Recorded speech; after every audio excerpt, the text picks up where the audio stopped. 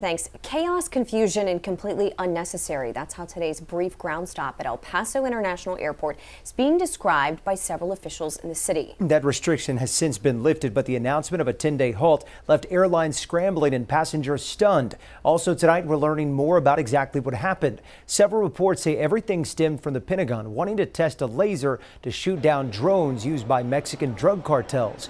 NBC News reporting the high-energy lasers are designed to protect against cartel drones that cross into U.S. airspace, although there were questions raised and possibly even a dispute between the FAA and the Pentagon about what impact the laser test could have on the airport. But even with all those questions still remain.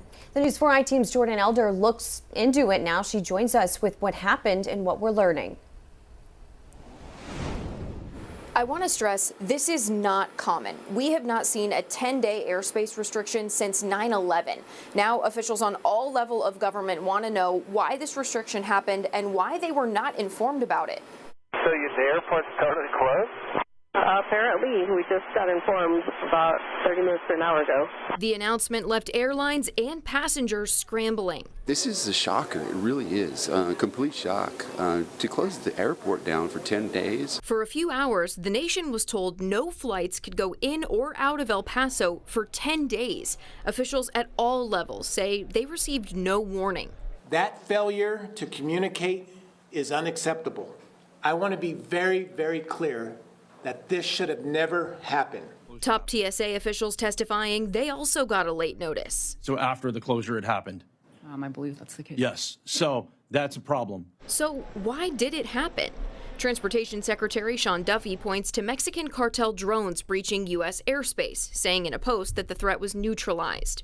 Have you ever seen a reaction like this to a drone incursion fully shutting down the airspace? I have not. So when I saw 10 days, I mean, that's pretty significant. Victor Manjarres is the former El Paso sector chief for Border Patrol. He says cartel drones crossing over into the U.S. airspace is something that happens on a near daily basis.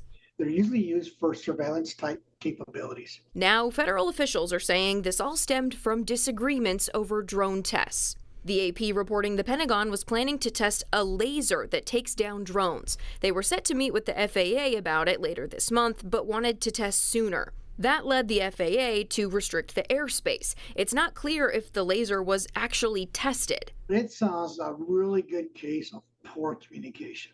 Now, CNN is reporting the government has used that laser to shoot down a few balloons over the course of the last few days and weeks. We know DHS has made a significant investment in their counter-drone operations, so we're likely to see attempts like this continue. For the News 4 I-Team, I'm Jordan Elder.